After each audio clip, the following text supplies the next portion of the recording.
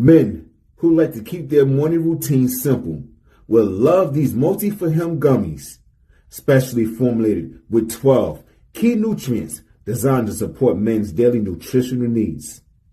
Nature-made multi-for-him gummies help support muscle and bone health. It improves your immune health, and it increases your energy metabolism. With the quality you can trust, nature-made multi-for-him gummies have no artificial flavors, no synthetic dyes, no high fructose corn syrup, no artificial sweeteners, and is gluten-free. Pharmacists around the world have recommended Nature Made to be the #1 vitamin and supplement brand. So when you need something that's going to help you get you through the day, when you need something that's going to increase your energy to help you get you through that workout, to make you perform as an elite athlete at the top of your ability, try Nature Made multi-for-him gummies, because you don't want to stop to the 12th round.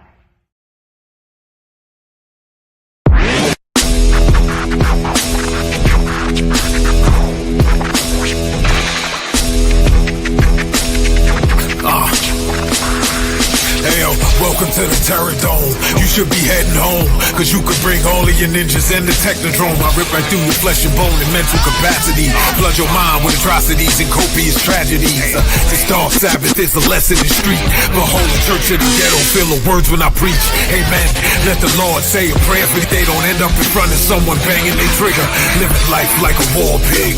Fuck the law, I'm getting mine. Let the others figure what the cost is. Purchasing the fortress on gorgeous acres enormous. Car park full of foreigners and women just waiting on us. We living the dream. Y'all living like hell is earthbound. We are not the same. You've been a lame since birth, pal. I don't feel sorry. I recommend they go dirt bound. Doggy dog world, and you've been looking like Chuck Brown.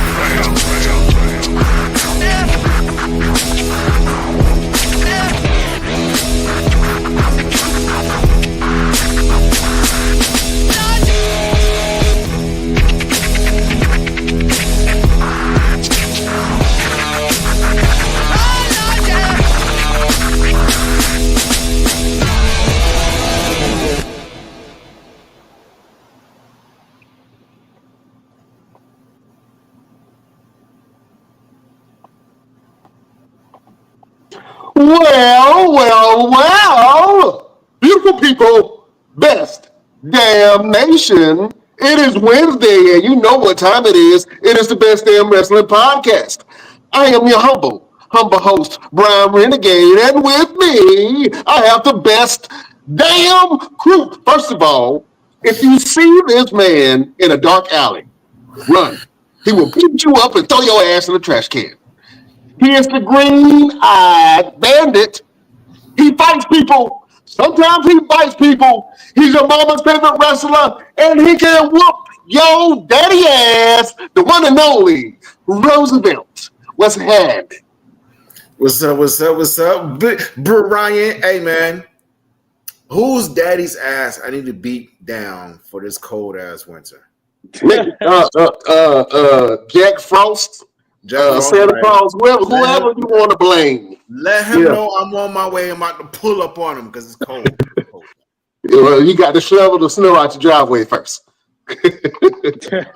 Oh, man. Listen, man, I'm so excited. We got a special guest in the house, a young superstar in the making. Roosevelt, can you please do the due diligence and introduce our esteemed guest? No, man, I ain't introducing this man. No, I don't want to. You better introduce this man. This man needs no introduction, but you need to introduce. All right. So, as you guys know, there's not many people that I say I put my hand on because I see something in them. And when I saw this young guy, I was like, yo, this dude is going to be something special. And I'm going to get my hands on him in some kind of way. And I did. He tried to run. But he didn't go too far. He didn't go too far. He's like, hey man, hey, why you hold? Never mind. Okay, it's yours. You don't worry about it. It's your own now.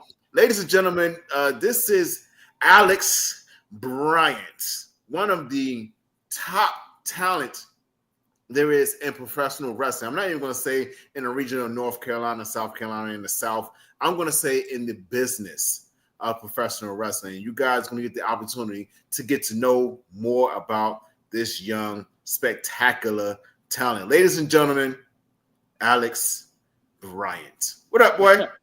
Oh, man, I don't even know what I can say after that introduction. That's pretty wild right there, man. First off, let me just say, man, thank y'all. I really appreciate y'all having me on, man. I love the platform. I've seen clips from other shows. Y'all have had some of my people on here for sure. So when I got asked to be on, I was like, hell yeah, of course. There's no way I could say no to that. Plus, if I say no to Vic, he just going to find me and we're going to have to fight again. So I was like, well, I might as well just jump on there, and say whatever they let me say. So, man, appreciate y'all boys letting me be on your platform for real. Oh, man, it's a blessing for you to be here, my brother, man. How you feeling, man? Man, I'm feeling good. Coming off of a pretty good 2024. I did a lot of things that I wanted to do. I was able to go out west and, able to hook up with some people from NWA and stuff like that, and had some pretty good matches, man. Didn't really do much with titles and stuff, but I didn't really want to focus my 24 on that, but 25, man, I'm looking to expand a little more. So I'm feeling pretty good, man. My training regimen's changed, my diet's changed, my sleep schedule. And honestly and truthfully, man, I think that anybody that has to stand across from me in 25 is probably going to have to face the most dangerous and most prepared version of Alex Bryant that there's ever been. So while it's good for some, it'll be bad for others. Absolutely. Sound like some belts and some paychecks is in your future, sir. I'm going on a collection tour. Oh, man, there you go. The Alex Bryant collection tour. Make it happen. Yes, Oh, sir. man. Look, I'm so excited, man. Let's start from the beginning, man. Okay. When did you fall in love with wrestling? Honestly, man, I would have to say, now, if you ask my mom, she'll tell you something a little different. But as far back as I can actually recall, seeing something that made me just fall in love with wrestling was, I remember my dad had a VHS tape of WrestleMania 14. And so I got a chance to see, I'm sorry, yeah, was it 14? It was 14, right? I'm pretty sure, yeah, I could see. Yeah, WrestleMania 14, because it was Austin versus HBK in the main event, and that was kind of the turning of the tide. The Austin era has begun, stuff like that. And then I remember seeing that, and then my mom was a huge Rock fan, so I had all of his VHS tapes and the action figures and stuff, and I can just remember seeing him come out, and it wasn't even for a match. He just came out to do a promo, and I didn't know what a promo was back then, but he just had that aura, and I was like, man, this is awesome. And then I just could never pull myself away from it. So from about, I would say somewhere around early to mid-year 1998 up until now, man, I mean, the love has never died. I mean, I probably got a little distracted away from it when I was in high school, just playing sports and hanging out with my friends and stuff. But that love for wrestling never died, and I've actually made a ton of friends through being a fan of wrestling before actually ever becoming one myself. So, yeah, man, 98, dude. I've loved it since 98. Oh, man, it sounds like Common. I used to love. Oh, man. Right. So what sports did you play in high school? I played football, baseball. I did amateur wrestling, and I ran track for 1 year. I was fast, and I could learn the game. I'm not going to sit here and lie to you guys and tell you guys I was like the greatest football player or baseball player. I was a good athlete. I wasn't necessarily just good at a sport. I had a decent amateur career for a couple years. Eventually got away from that. I only played baseball for like a year or two, and then I only did it because my buddies did it. Football was actually my first passion, but I'm not 6'5", 280, so Okay. I did what I could, man. And high school sports introduced me to exercise and working out. I won't say nutrition, but I had a very old school coach that was just blood, sweat, and respect, man. Like, he was saying that before The Rock ever put it on a T-shirt. I'm sorry. He was screaming that when I was, coming out of middle school into high school. He was telling us that, if you're going to play on this team, you're going to work out and stuff. So very active. Some of my buddies' dads were our coaches and assistant coaches and stuff. And then my head coach, he actually played Division II football, and he did strength and conditioning. So that was my introduction to a different caliber and a different level of athletics. You know what? You mentioned something that I don't think gets mentioned a lot, which is mentorship of men. You know what I'm saying? Right. How Yeah. important was that in your life? Because you mentioned that you had a great coach and role models around. So I come from a very big family that is also extremely old school and extremely Southern. There's a lot of military in my family. But I was raised in a very strict household, and my father wasn't around, but I had, oh my gosh, six uncles, and so they kind of raised me, helped raise me and my brother, and taught us what it was to be men. Stand up straight, walk with a purpose. Greet people, how to shake a man's hand. Standing on your word as a man, and just kind of raising us from a very young age. So that as we became teenagers and as we started facing the world when they weren't around to protect us, we would know how to protect ourselves. And then having a single mother for a very long time until she married my stepfather, she would always preach about, how my granddad was and the type of man he was and stuff like that. So all those things kind of influenced me. And then I was very fortunate to have some very close friends who their fathers were extremely involved in all of our lives. And some of them took me under their wing and they taught me a lot of things about being men as well. And so I was very blessed to have those type of men around me in my life, especially in my younger years, my brother as well. Absolutely. Oh man, go ahead, Roosevelt. I know you got some burning questions for me. So talk about your transition into professional wrestling once you got the opportunity to step into a ring to start training. What was that like for you? So it's crazy. So how I became a professional wrestler is I have a cousin who's been on and off involved in the business for about 25 years.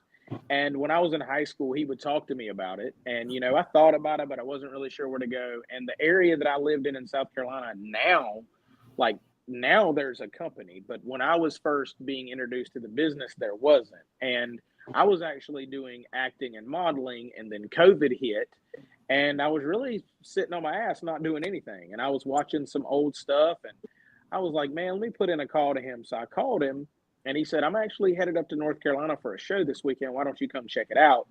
That was February of 2020. And I thought I knew what I was stepping into. But when I went to that indie show with him and I looked at it and I met everybody and saw kind of how they put it on and everything. And I started training the next day. And dude, I'm going to be honest, I almost quit my first week. I thought that I had been through some stuff with, baseball workouts and football. And, I feel like amateur wrestling is one of the toughest sports you can ever compete in. But man, climbing through the ropes in a professional wrestling ring, having watched it my entire life, it was nothing like I thought it was. It was it's mentally, physically, emotionally, it strains you at every end that you turn to. So it was difficult just because it wasn't what I thought it was going to be. But once I accepted that and I stepped back and I was able to see it for what it really was, and then again, being placed around certain people that were there to kind of tell me, hey, I know you look frustrated. I know you don't understand it. Things come in time. So the transition was a little rough on me. I'm not going to sit here and try to toot my horn like, oh man, I ran right in there. And no, man, not at all. It was definitely difficult for sure. What was the hardest thing that you had to learn? Like it took you a long time to try to figure out. I would just say probably the speed that you have to go at as far as, how quickly you have to move at certain times, but other times when you have to slow down the pace. So I would say the pacing was a little difficult. And then also coming from an amateur background, a lot of people think you're a shooter, and I do use some amateur stuff in my matches, but I had to get away from the level of shooting that I was doing in the amateur world versus how to take that and turn it into the pro level, or I'm sorry, the pro style of wrestling. So those are the two things that I probably struggled with the most. Okay. Talk about your training now versus your training then. Like, what is so different? And you spoke earlier about your training is different, your eating habits and everything else different. Tell us what is different now than versus then. So when I first started in the business, I'm not a very tall guy. I'm right at 6 feet. When I started in the business, I only weighed about 145 pounds. I was a very small, skinny kid that, looked like I was a drug addict, even though I've never done any type of drugs. I looked that way just naturally. I just was not a big person. And anybody that checks out my Instagram, you can see I actually just recently did a post of how much I've changed over the past, almost 5 years now. Well, 3 years of consistency, but just 5 years since, the beginning of my training and everything. But just the way I approach the gym now and how I structure my workouts is different than I, did before, because at first there were a lot of things that I did know, but a lot of things I had to become educated to, and I had to talk to different people that were within the business and about nutrition and everything and how to eat and what foods to stay away from and how much my sodium intake needed to be and sugar levels and stuff like that. So there was a lot of trial and error, and I've just kind of found my niche in things now. And I'm not somebody that trains with a partner. I mean, every now and then I might work out with somebody, but I like to train by myself just because I can train at my pace and I can do the workouts that I want to do and need to do at the times I need to do them, and then if my schedule changes, I don't have to worry about, somebody else tagging along. I can just do my own thing, So that, along with how I train in ring, like I don't take as many unnecessary bumps as I did, 4 or 5 years ago. I very much pace myself because I'm not getting any younger. There's a bunch of new guys coming in, a bunch of young guys coming in. And, not to be one of those guys that's like, oh, let them young boys do it. But like, I've taken a lot of bumps over the years, and there was a time where, I was the most active person in training, whereas now I kind of take a little half step back and I get my reps in, but I like to, kind of train these new guys a little bit too and help them out and help them kind of progress and give them advice. And if I see them mess up a move or their footwork's wrong or their ring position's wrong, I'll jump right in there and do it, but I'm not taking as many bumps as I used to. So just a lot of different things change over the years, just, kind of as you learn your body as an athlete and learn, how certain things feel and stuff like that. And I've just, made a lot of mental notes to myself and studied a lot of critique videos on training and on working out and stuff and, just doing research. So it's just a lot different. Talk about people in the business that you've had the opportunity to work with that's been instrumental in your career and the growth of your career. I know you started with Ring Wars Carolina and training with Eddie McCoy and learning different things from different guys there. But talk about some of the bigger guys. When I say bigger, that's been to the biggest stage, that you've had the opportunity to work with that's been instrumental in your career now. So I would say one of the major components of people that I've had a chance to work around and pick his brain, and I haven't had the chance to wrestle yet, but I'm not giving it up, would definitely be EC3. I got hooked up with him back in 22, I think. Yeah. The summer of 22, I had met him slightly before that, very mild conversation, but then I was actually down in Orlando with you, Vic, and some other guys, a guy named Dante Smiley from out of Texas, August Artois, who's out of Florida, Fodder, who's a Northern North Carolina guy, who actually he and I started training around the same time at Ring Wars. But being around EC3, and then Austin Aries was down there, and I had a chance to pick his brain and talk to him a little bit. Braun Strowman was there at the time, so I had a chance to kind of be around him and talk to him. I've done some seminars and had a chance to work around Tom Latimer and Jeremiah Plunkett, the Andersons, CW, Preston Quinn, those guys. Vic has been a big part of my career. I had a chance to work with him for almost a year, actually. We worked a program for almost a year, and he helped me grow tremendously and get a lot more comfortable in the ring doing stuff that I probably wouldn't have done before.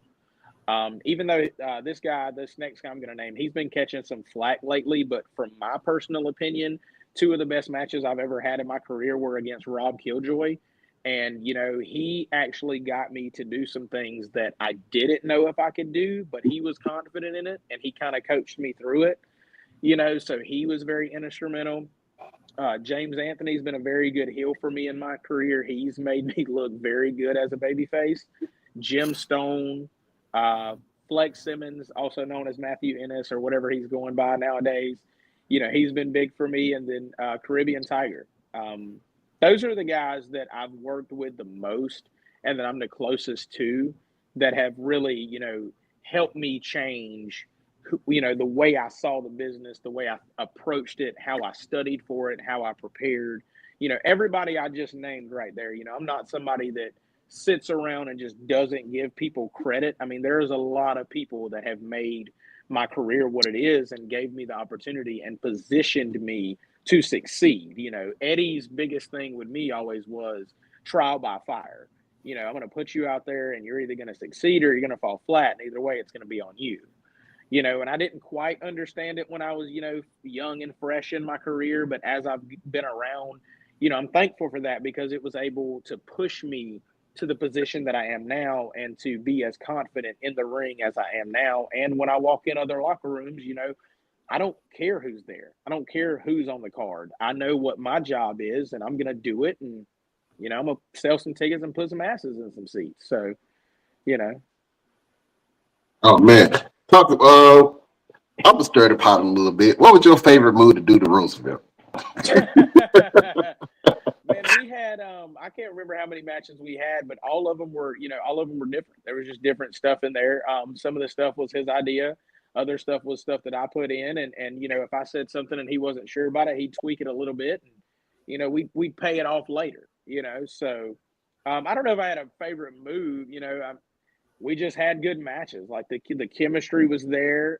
There was, you know, there was a lot of tension, but there was also a lot of respect. Like it was a very professional level of, you know, respect because, you know, he knew he could trust me and I knew that I could trust him. And, you know, he's actually the first guy I ever hit with a chair. That's progress. You know, he's the first guy that I ever hit with a steel chair. And you know, I protected him. I gave him a good lick, but I protected him, you know.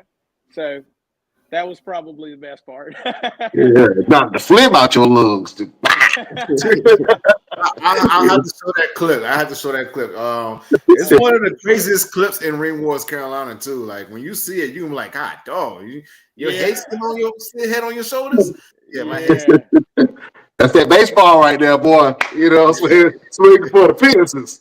Oh man. Sure. Talk about how you got your characters. Like, how did you develop your characters along your career? So it's funny because back when me and Vic were in our rivalry was early in my career. When I first started, before I became True Grit Alex Bryant, I was the Playboy Alex Bryant. And that stemmed from when the guys I was training with and people that trained me discovered that I had an acting and a modeling background. They were like, "Oh, okay, this is going to be super easy," but they threw some of the most god awful names at me, and I was like, "Yeah, absolutely not." And I was actually at training one day, and I was talking to Jim Stone, and we were just having a casual conversation. You know, we've had our beefs and our rivalry in the ring, but outside of the ring, there's a lot of mutual respect, and I consider him a very, very close friend and a brother, you know, in this world. But we were just having casual conversation, and he said, he was talking about me having a thick Southern accent and being a light-skinned guy from South Carolina. And he was like, "Man, I bet you sure were a Playboy back in the day." And I said, "That's it." That's it. So that's the one. I had that part. I had Playboy, but I was like, what is my name going to be? Because, you know, I just don't think that my shoot name is extremely marketable. So around this time, Kobe Bryant had just passed away. And I always respected Kobe's Mamba mentality. And that's how I wanted to approach wrestling and training and stuff, was the same mentality. So I was like, I want to use Bryant. But then I needed a first name because I was like, Bryant's not really cool for a first name, but I'll use it as a last name. And my cousin, who I had mentioned earlier, is involved in the business. He had done some work with WCW back in the day, and one of his favorite people to work with and to train with was Alex Wright. And so he mentioned to me, he was like, "Man, if you were 6'4", you would look just like Alex Wright minus the blonde hair or whatever." He's like, "But you guys have a similar build. You'll probably wrestle a similar style." And I thought about that, and I was like, Alex Bryant works. So I was the Playboy Alex Bryant up until December of 23 was the last time I wrestled as the Playboy Alex Bryant. And then I returned to Ring Wars Carolina, and the debut of True Grit Alex Bryant, you know, came to fruition that January last year in 24. But I actually got that gimmick directly from EC3. And we spent, oh my gosh, man, we spent a year and a half bouncing ideas back and forth about, you know, what True Grit was and what it was supposed to be, and, you know, what direction he wanted the character to go, how the promos were going to be cut, and the style I needed to wrestle, how I needed to carry myself, walking to and from the ring. I mean, it's 100% his brainchild. It was just up to me to bring it into fruition. And, it took me a while to kind of get a grasp on it, but just kind of my mentality of how I approach everyday life and how I do carry myself and, my look and everything else, and the character is supposed to be like David Goggins, where it's like all gas, no brakes, don't be a punk ass bitch around me and stuff like that. You know what I mean? Like no excuses. That's the character. And he was like, man, that's just the vibe that you give me through conversation and how I've seen you train and I've seen you work and how you apply yourself. He's like, I mean, if you want to be the playboy, cool, but any good looking dude can put on some tight ass trunks and be the playboy. And I was like, he was like, it's super generic, bro. He's like, there's been a playboy in every era of some form or fashion. He was like, don't be that. Like, be you. Like, just be who you are on 10. And, he gave it to me, man, and kind of christened me with it. And I was able to kind of pick it up and run and get it over. So that's where the characters came from. No, man. Listen, we going to speak up for the light-skinned brothers. We'll still smack the shit out you. Yeah. Please believe. Yeah, please believe it. Yeah. Don't get it twisted. Just because I'm caramel cut flavored, you know what I'm saying? I'll still smack the shit out you. You gotta, light-skinned brothers band together. Y'all slapping people with gloves. Y'all still doing that shit? you gotta keep the hands, nice for the ladies. That's what that is. That's what that is. Soft and moisturized. Okay. Take the ass around these parts. Oh man. Talk about some aspirations you have for your career. Like, what do you see yourself in the next 5 years in terms of your professional wrestling career? So this new WWE ID program, I think, is pretty freaking awesome, right? And there's some names of some guys in there that I know that are, already got picked up or whatever. And that's awesome, man. I love to see that, because I don't knock anybody for getting their opportunity, but I'm definitely working towards that. I would think, within the next year or so, I'd love to get a contract from NWA and get a chance to do some stuff with them and kind of, I've wrestled in one of their territories and I'm actually about to debut at another one of their territories in February. So my goal is if I can cover all the territories and do good work, maybe the big man, Mr. Corrigan will be like, hey, I keep seeing this guy on those flyers and I keep seeing his name on these rosters and, maybe he needs a shot to do some stuff. And I've had a chance to work with a lot of those guys. So I'm hoping if I just keep kicking that can down the road, I'd love to do some extra work for WWE just to kind of get in there and show face, have my name in the system. I'd love to do the same thing with AEW. I'd love to do some dark stuff for them and, potentially get in at Ring of Honor. I'd love to get in at Ring of Honor and see if I can get Caprice to come off that commentary table and go one-on-one with me one time. That'd be awesome just because I have so much love and I respect Caprice so much that would be pretty dope. And I love Ring of Honor, man, and the history and the guys that have come through there. I'd love to get a chance to do that. I know Vic's been on Ring of Honor. That's pretty dope. You know what I'm saying? First generation, you know what I'm saying? Wrestling Shane Taylor. Like, what? That's dope, But I would love to get an opportunity to do some stuff like that. So I'm hoping, man, within the next 3 to 5 years, I definitely would love to be in that WWE system, whether it's, through the ID program or if I'm in NXT or whatever it is, but within the next year or two, man, I definitely want to see if I can do something big with NWA and get some extra spots and maybe a dark match or two. I think that'd be pretty dope because there's some guys I'd love to wrestle there, and just keep kicking the can down the road, man, and become a force on the indies that like people can't ignore anymore, where they're like, okay, yeah, he's one of those guys. Like we're gonna have to do something with him, Yeah. I think wrestling is as hot as it's ever been, man. And for the independent scenes, I really didn't know much about the independent scenes until I started seeing a lot of the local shows. And I'm like, oh, okay. Yeah. And now I see that a lot of the same guys kind of wrestle on the same cards. And, they're making, I think it's a good time to be a wrestler. You know what I'm saying? And it's a good time to be a wrestling fan. Absolutely, man. Absolutely. And that's one thing. I didn't really know much about the indies until I got involved. But one thing I learned very quick is when you start traveling around and you're getting booked a decent amount, the people that you see continuously are the most trusted people. They're the ones getting booked. They're the safe people. They're the people that somebody like Vic can go to a promoter and say, hey, I see you're bringing in this guy. I'll work with him. Or he's respected enough if he says, I'm not getting in the ring with that guy.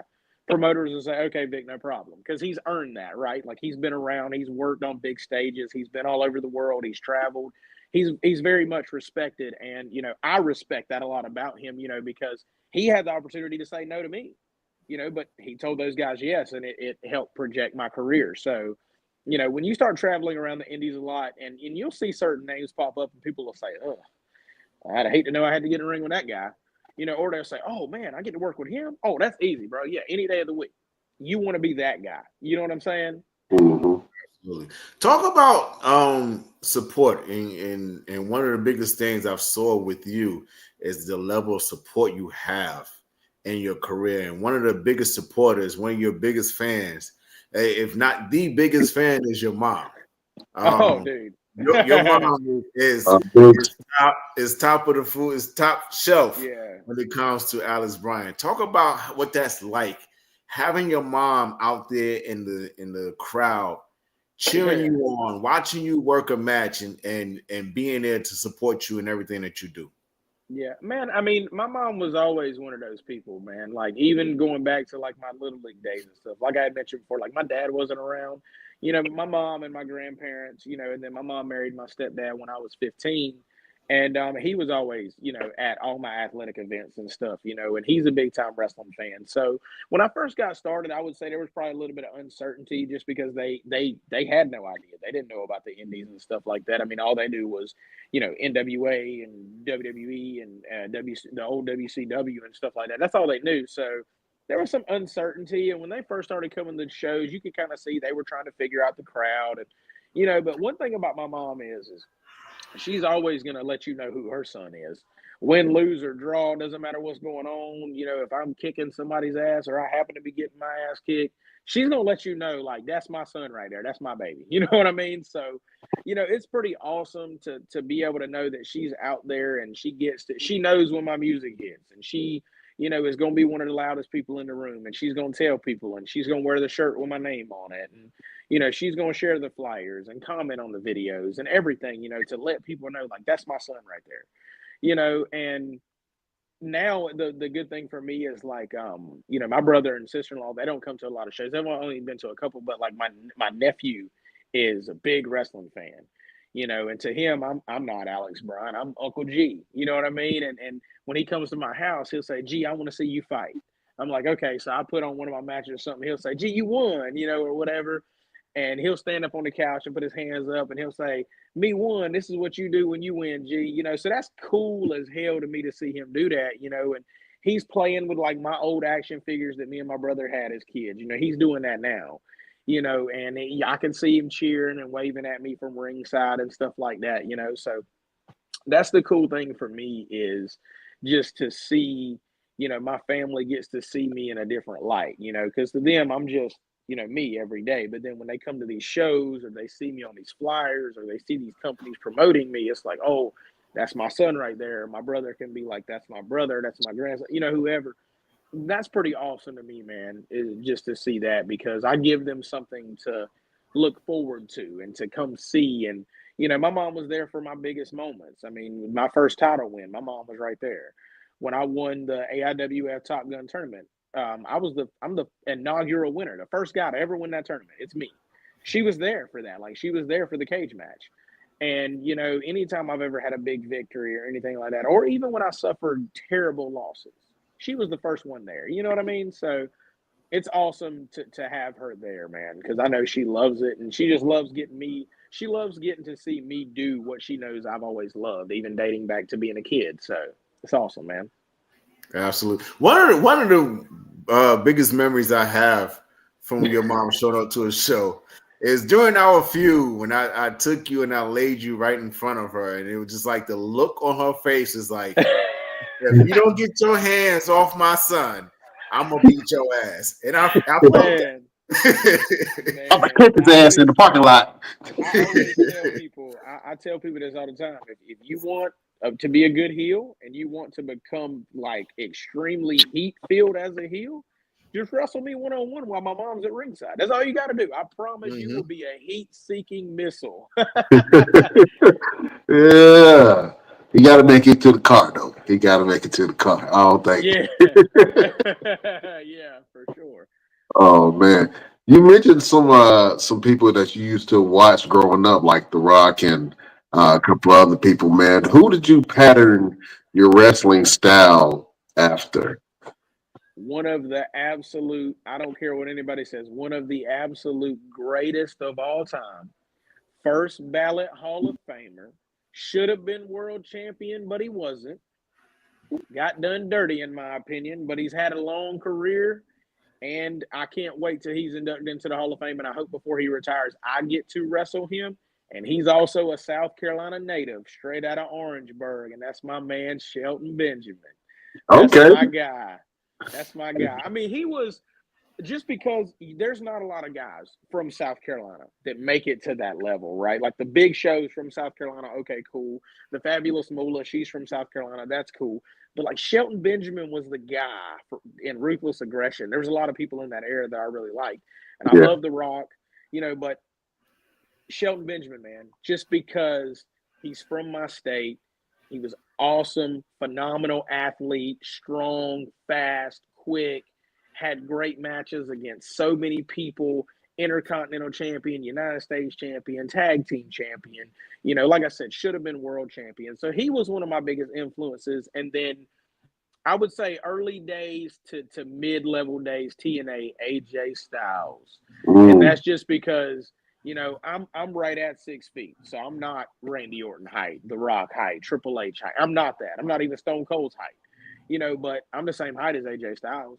You know what I mean? And the stuff he was doing, man, and how he was just able to revolutionize, he inspired an entire generation. I don't care what anybody says.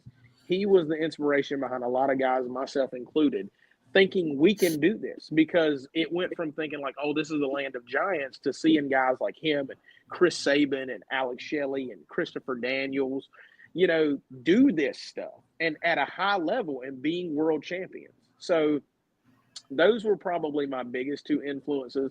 I pulled some stuff from Booker T, in my move set. Like I do a scissor kick. Sometimes I do he did like the side kick. What was it called? The Harlem side kick or whatever. Yeah. I do a version of that as well. So different people. My finishing move comes from The Rock, just because it's easy and I can hit it on anybody. So different people, man. And it also depends who I'm wrestling and what kind of match I'm wrestling. Like, if I got to get in there and wrestle like, a Kurt Angle, I can. But if I need to get in there and wrestle like Terry Funk, I can do that too. So just depending. But those are the main guys that I really pulled most of my stuff from. Oh man, I think you're a little bit of a historian, man, because you know a lot of great wrestlers, man. And I can see your taste in wrestlers. You know what I'm saying? I always like to see who people actually like and who they pattern themselves after, man. So that's awesome.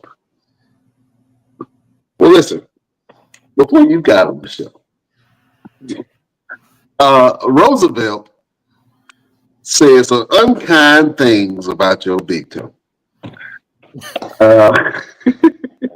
Good Lord. Yeah. We got this thing on the show where we allowed you to do some verbal battles back and forth. Okay. And we used to call it promo school, but I want you to cut a scathing promo against Roosevelt. And since you guys already have a history, I want you to kind of bring that into the fold. You know what I'm saying? Okay. This is going to be a verbal battle for supremacy. So are we going to, is this like an in-ring back and forth where I'm going to say my shtick and then he says his, or are you going to let him kind of crucify me and I'm supposed to come back? Like, how do you want to set this? You're going to go first and go ahead and cut your promo, and I'm going to follow up and put you behind the bed. Okay, how long does it need to be? We shooting for something normal like 30 to 45 seconds? You can keep it as long as you want to, but we usually do it up to like a minute. You know what I'm Okay.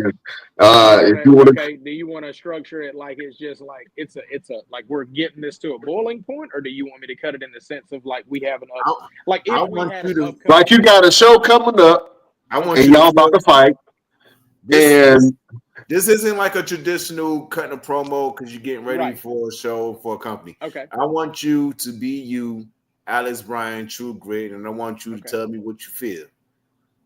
Oh, okay. I mean, well, okay. This is why I asked, because depending on what we're going towards, that's kind of how I structure the promo. If it's like a match or a debut, or it like if you've been talking reckless or something, like I just need to know what direction I'm going, so that all when right. I So how start, about this, you know what I'm saying? Roosevelt? You go first. All right. Oh, So, okay. all right, and then All right. Alex, you come back with a scorcher of a rebuttal, sir. Okay. All You right. ready? All right, beautiful people, prepare yourself. We are going to war.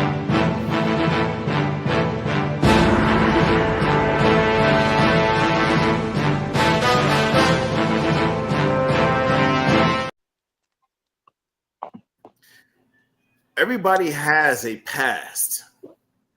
You could agree. Am I right, Alex? Everyone has a past.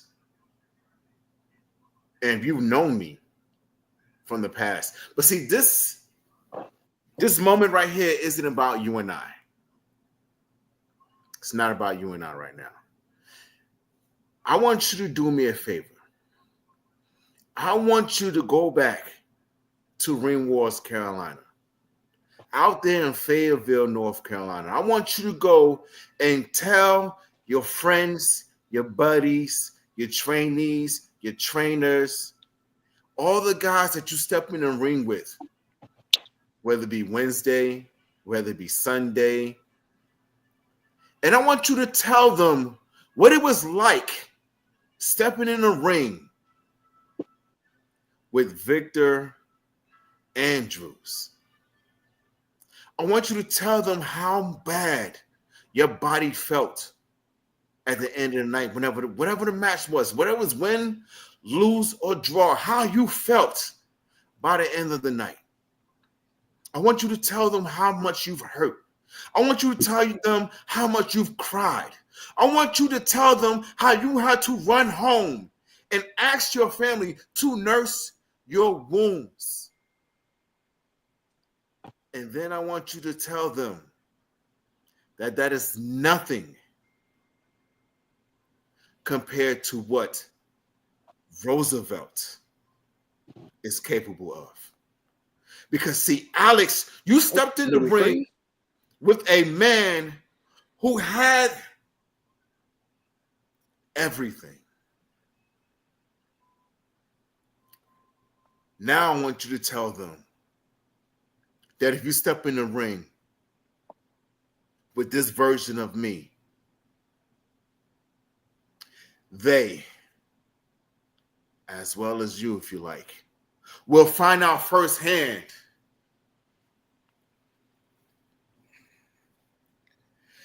that my name is Roosevelt and I like to fight. All right. Woo. Okay. Woo. Woo. Got some cheers with that one.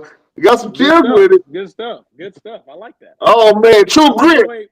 I like the way you built that up. I love the way you. And let me just say this. I'm gonna get into mine, but I just want to say I like the way, because this is a conversation Vic and I have had before. I like the way you went back, you pulled a little bit, and then you just sprinkled it into who you are today and why you are that way.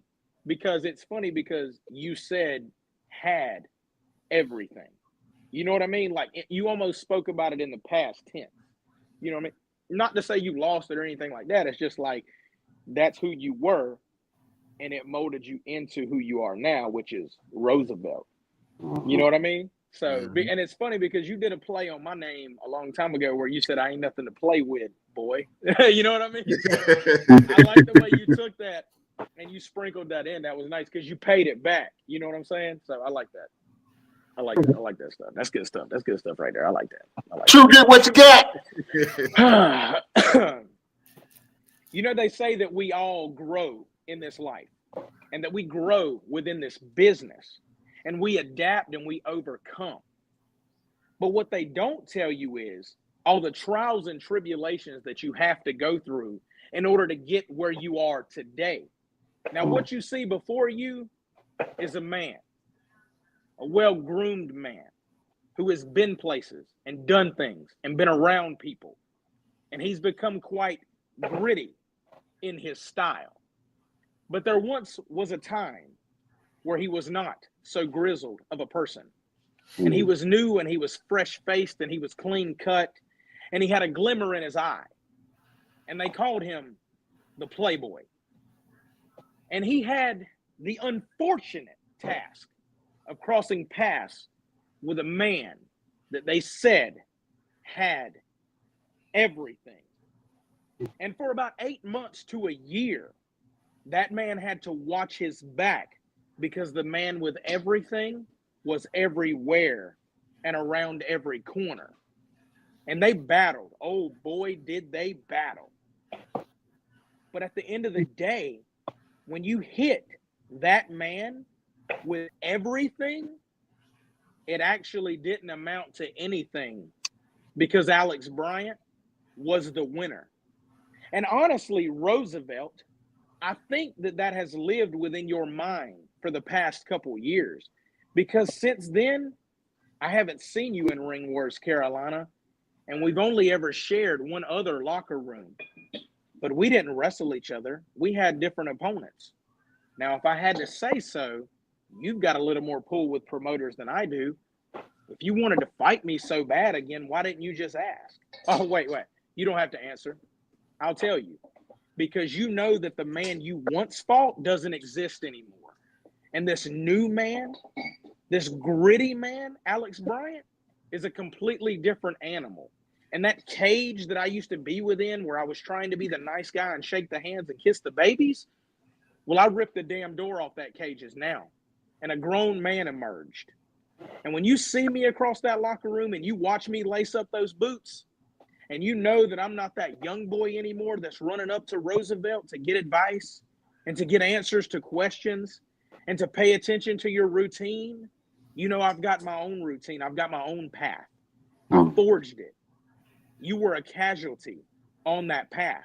But if you ever let it cross your mind you want to cross that bridge again, just know that true grit versus Roosevelt is money.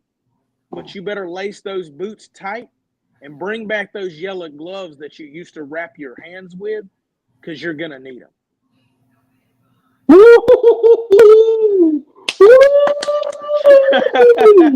Left the good smoking, Jack. Now, real quick. Okay. That feeling that you felt just then, that's what you need to carry every time. Yes, sir. You get me? Yes, sir. That was true grit in its natural form. It wasn't something you had to rehearse in your mind who you wanted to be. It wasn't something where you had to figure out, okay, this is what I want to say, this is what I need to say, this is how it needs to come off. It needs to come off so natural that it is just you. And that's how I became Roosevelt, right? Real quick, Sir Mo had me on the show, put me on the flyer, put my real name on there before I became Roosevelt. And I contacted him. I said, hey, I don't wrestle as Roosevelt. I wrestle as Victor Andrews. And he said, oh, well, be mad, cut a promo. I'm not changing it. And so in that moment, I said, you know what? Okay. And I did the promo, and it felt so natural because I didn't have to be a character. I just had to be me and portray what I was feeling in that moment. And that's what you just did. You were able to portray what you were feeling in that moment, and that's how you need to carry it on. And that's what's going to take you to the next level. You're already there in terms of style, athleticism, talent, professionalism. Your promos have always been great, but now you have that feeling in your chest and in the bottom of your gut to say, you know what? I can go anywhere and do just exact thing and be undeniable. And I'm so proud. 100%. 100%. So that, and it's funny that you said that because that's one of my things. Like I remember I used to have this dry erase board on my refrigerator in my house when I first started training and working out. And it said, get bigger, get faster, get stronger, become undeniable. That's what it said. And I would read that every morning before I left to go to work. And that was just my motivation. I would look at that board every time I left to go to a show, every time I left to go to a training session, whatever it was, I would look at that board. So it's funny you say that, because that's definitely one of my things that I keep in the back of my mind, is to make sure that, no matter who says what, I don't care. I really don't, not anymore. I know that I bust my ass. So it's my whole goal is to become undeniable to anybody, and for people say like, oh, I don't see it. You ain't got to see it. Oh man, I ain't feeling it. You ain't got to feel it. Somebody will. And when they do, you're going to have to watch them reap the benefits of what comes next while you stand by. That's how I look at it. Oh man, the undeniable Alex Bryant. No, they got a ring to it too. Shit. Yeah. Absolutely, man. Oh man, listen. Where do you? I want to see this battle between y'all again. Maybe we can make something. Somebody book it, damn it. Somebody book it this Somebody's got to book it. If they're gonna book it, they better have their checkbook ready. I know that's right. You know what I'm saying? We talk money in this bitch. I'm sorry. I ain't lying. What's the biggest lesson that you've learned from the wrestling business? Man, the biggest lesson I learned? That's a tough one. I would say I've learned a lot of little lessons that paint the picture to be bigger. You know what I mean? I don't know if there's just like one thing I had to learn very quick is those that smile in your face aren't always happy to see you. You know what I mean? Mm-hmm. And jealousy runs very rampant, especially when you have some people that have been around and think that they're something that maybe they're not, maybe they are, but maybe they aren't. And then they see a new, fresh person getting opportunities to do things, it can turn them against you. And then also, mofos are very cheap because they think that you're going to wrestle your whole career for $20 and that shit just doesn't work. You know what I mean? But just a lot of little lessons. But one of the main ones is something that Vic had actually just said and other people have alluded to, and that's just be yourself. Because at the end of the day, like, anybody can cosplay as a wrestler in any form or fashion. You can put on any costume, any set of trunks, and you can be anything. But nobody else can be you. You know what I mean? Mm-hmm. And it's got to be you on 10. So I feel like, that was a big thing that I had to learn, because I did spend a lot of time trying to figure out how to be something else. And then when I was able to kind of grasp that me, who I am, is good enough if I crank it up to 10 and apply it, that made it so much easier and simpler. And that took a lot of weight off me. And that's a conversation that me and Vic had a couple of years ago where he was like, man, because I used to be like, man, how are you so calm? Like, I'm nervous. And he's like, don't worry. He's like, one day when this shit starts clicking, you'll be calm too. And then other people will be asking you that. And that's where I am now. So, yeah, I would say just a lot of little things. Be very careful who you put your trust in at any level. Doesn't matter if they're a talent, if they're a production, if they're a promoter. Doesn't matter. Be very careful who you put your trust in, so. Absolutely. Is there a Mrs. Bryant around? Yeah, she's over there on the computer. Absolutely. Can you talk about does she get nervous when you wrestle? Like, Man, does she come to honestly, yourself? bro, she could give a shit less. Like, she watches it with me because, like, she knows I like it, and she comes to the shows just to support me. But she could really care less, bro, anything about it. Like, she doesn't ask any questions. Like, and if she does, it's like in a joking manner. You know what I mean? Like, she really doesn't care. What? Okay, the only thing she cares about in wrestling is Randy Orton. That's it. That's understandable. That's understandable. That's legendary wrestler. That's RKO. Yeah, I can see that. Yeah, I mean, she probably does get a little bit, but I don't think it's enough. Like, I think she trusts me enough, and she knows that, like, I really do. Like, I study it a lot, and she sees that, and she sees me, like, training and staying in the gym or whatever. And I mean, there's probably been some times where she was like, holding her breath a little bit about some stupid shit I was probably doing. But, for the most part, I think she trusts me well enough, that she thinks I can take care of myself. So, Absolutely. And up until this point, you haven't had any issues as far as actually, injuries? no. Thank God, no. The only thing I had was a couple years ago, and it didn't even happen in the ring. I was just doing a regular workout at home, well, not at home, but at the gym, and I tore a muscle in my back, and that was terrible. And I actually wrestled on it for about 6 months and didn't tell anybody because I was just like, I was like in a title picture, and I was like, if I tell them I'm injured now, it's gonna take me a year, and I was like, I don't have time for that shit, So I just I iced it down, every day, and I changed up how I did my back workouts to kind of stay away from it or at least be light on it. But thankfully, knock on wood, I haven't nothing major, thank God, Oh, man, I'm happy about it. Do you find yourself as you get older doing more preventative training? I would say, I'm just a little more cautious. Like I see some of these young guys that are new, maybe been around for, 8 months, a year, and they do stuff, and I'll just be in the back going, nope, glad it's y'all, 'cause it wasn't fitting to be me. You know what I mean? Not today. Yeah, no. I mean, and I look back at some of the stuff I've done. Like I've dove over the top rope to the outside. I've done stuff off the top rope.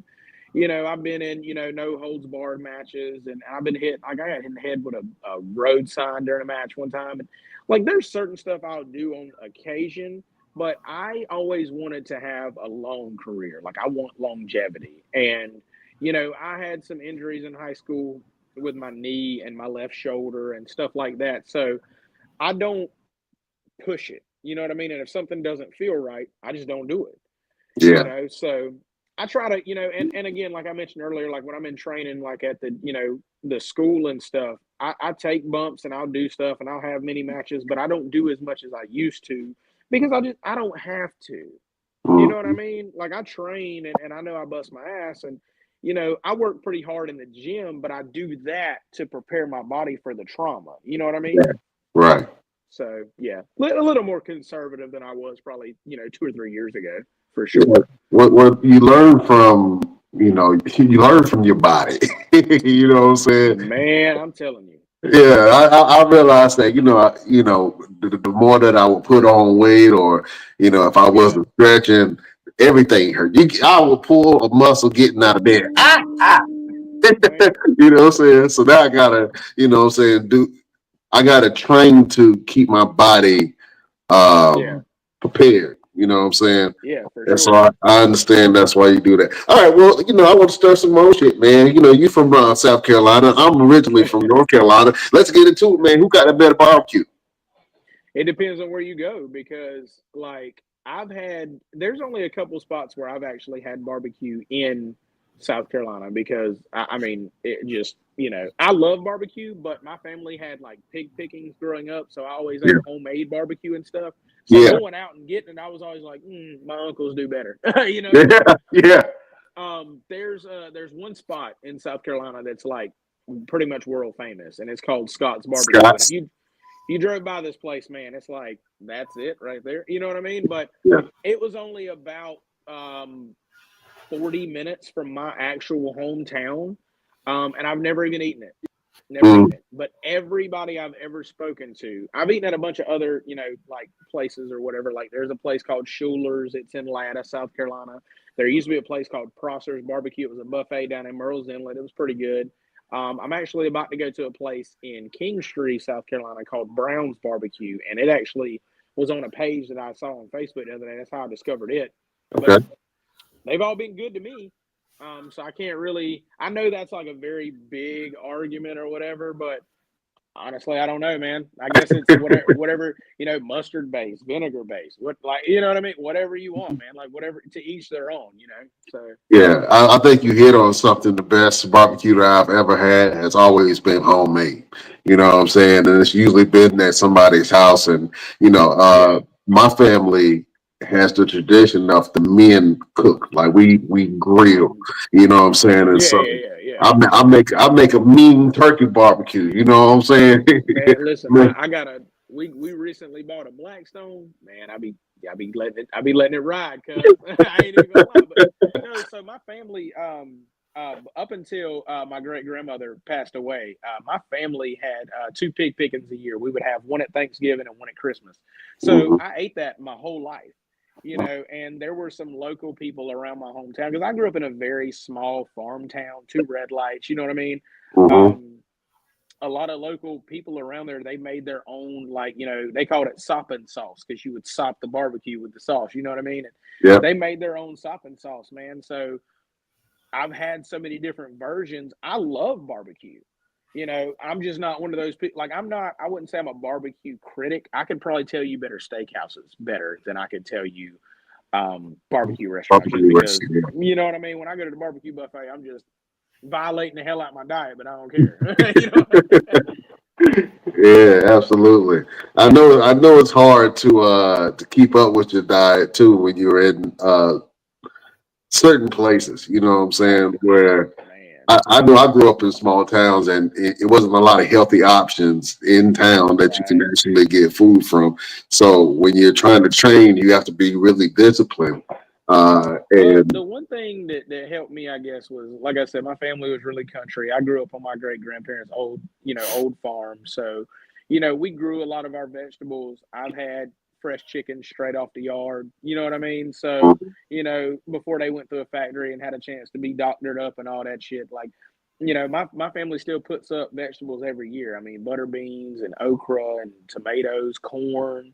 And I've done all that. As a kid, I remember sitting on, outside on a giant ass sheet with my great grandma and my mama, and we shelling beans, or we shucking corn, or we cutting up tomatoes because we putting up tomatoes for the year, okra, collard greens, cabbage, radishes, potatoes, you name it, man. So people, they hear me talking, they like, man, is that part of your gimmick? I'm like, nah, dog, I'm really from the country. this is real, run deep. Really You know what I'm saying? This is real right here, yeah, for sure.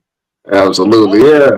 little bit of history for y'all. So when Ric Flair beat Harley Race for the belt in the steel cage match in Greensboro, my great grandparents were sitting ringside. Oh, awesome. Yeah. That's dope. You know what I'm saying? So you got a little bit of that in your blood, man. You try to act like it just came out of nowhere. Nah, you got a little bit of that in your blood. Yeah. I thought I was the only one that really watched wrestling. I think I grew up in the 80s, man. So I think the thing that got me into wrestling was, like, I used to see the wrestling buddies. You know what I'm saying? The little dolls, the little pillow dolls. And back then, the Macho Man and the Hulk Hogan and who else was this? My The cousin still Undertaker. has his original Hulk Hogan one right now to this day. Really? He has his yep, he has his original one. His mom always kept it for him, and she actually recently passed away, and he's got it now. But it's the original Hulk Hogan Wrestle Buddy. Okay. Way back in the day, yep. He might want to hold on to it. It might be worth some money, but it is Hulk Hogan, so he might want to burn that bitch too. So we don't know. So he can go either way. He can go either way. For sure. Oh man. Well, listen, man. This has been a great interview, man, and it's great to learn more about you. And I'm really invested into seeing what you're doing, my brother. And we got this thing where, for some reason, people that come on this show, if they're wrestlers, usually they win a title, either like right before or right after this podcast. Oh, yeah. So I see some gold in your future. I'm saying it, damn it, it's gonna happen. Yeah, I hope so, man. I want to go on a tour this year. I want to collect as many as I can, get paid to do it, meet some people, and you know what I'm saying. That's the whole goal, man. Is just to make 2025 a good year for Alex Bryant. That's my whole goal every day when I get up. So yeah, absolutely. Have you wrestled outside the country yet? I have not, man. I've been all the way out west to California. I've been all the way as far north as Cleveland, Ohio, down to Florida a couple times. Georgia, North Carolina, South Carolina, Virginia, Tennessee. I'd love to go to Texas. I've been talking to some people about, I'm about to get my passport. So I've been talking to some people about trying to go to Puerto Rico, maybe the UK. I actually was talking to a guy recently. Austin Aries is trying to put a Saudi Arabia tour together. I'm like, sounds like some fat ass paychecks to me. You know what I'm saying? Yeah. So trying to make something shake, man, for sure. Absolutely, man. Well, I Well, got some you got connections. I got some international connections for you, so we're gonna make some things happen. That's what I'm talking about right there. Yes, sir. yeah. Good old shock the world tour. That's what I'm trying to go on.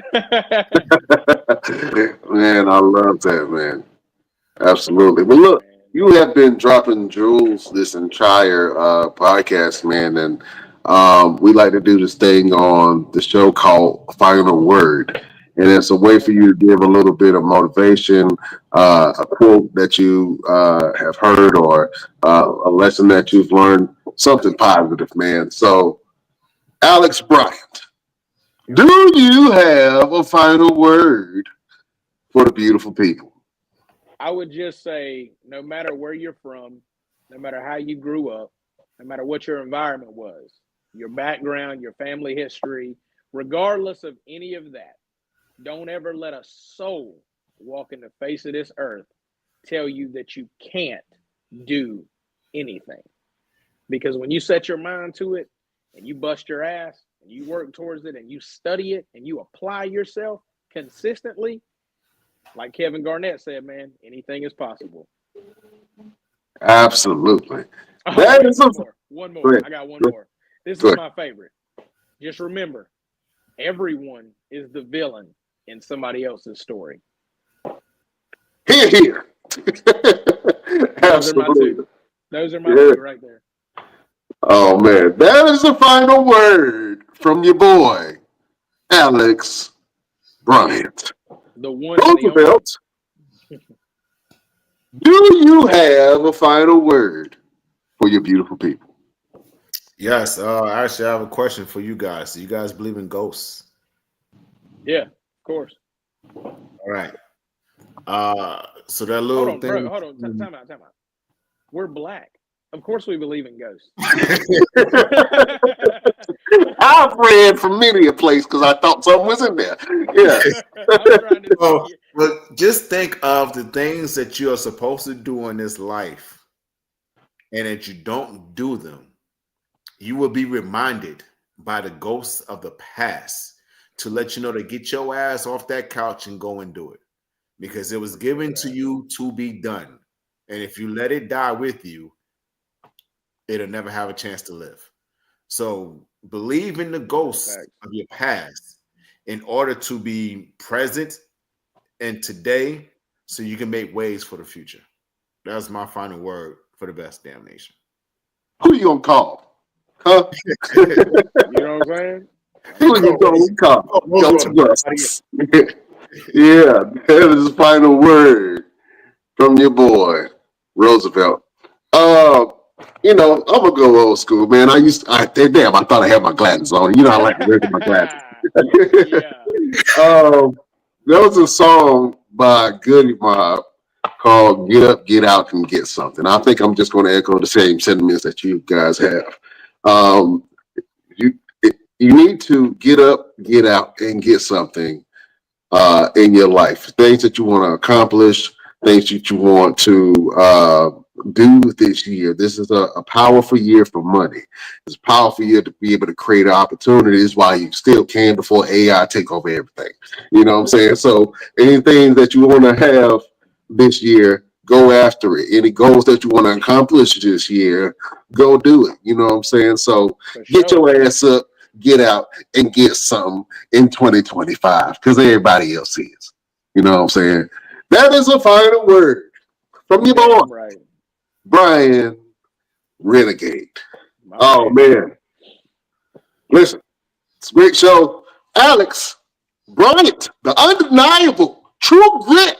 Yes, Alex sir. Bryant. What you got going on and where can the people find you?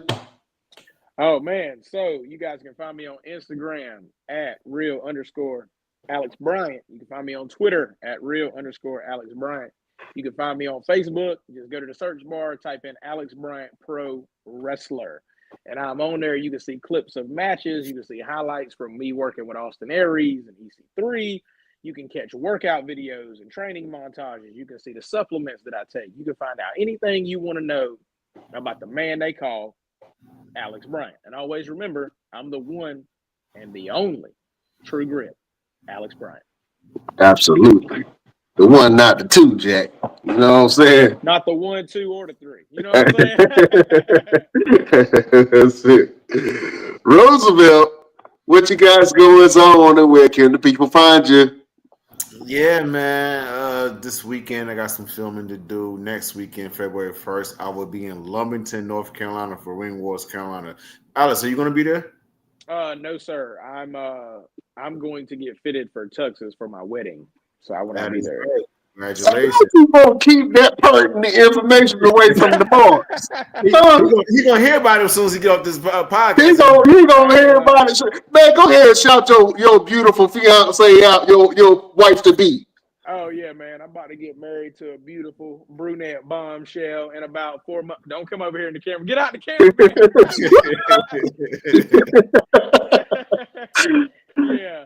Yeah, Mrs. Bryant incoming. You know what I mean? Absolutely, man. Congratulations, my brother.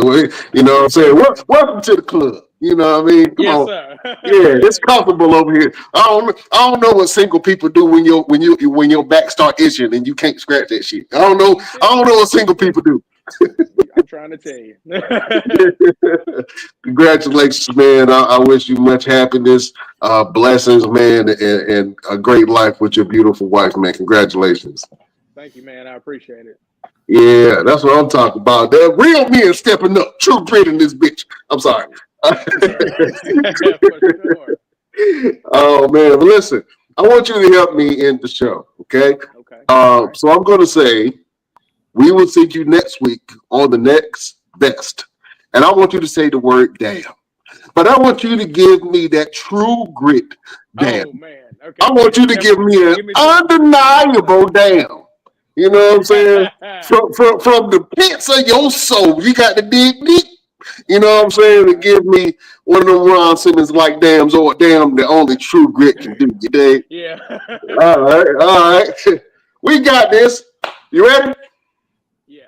I think All so. right. I hope so. That's it.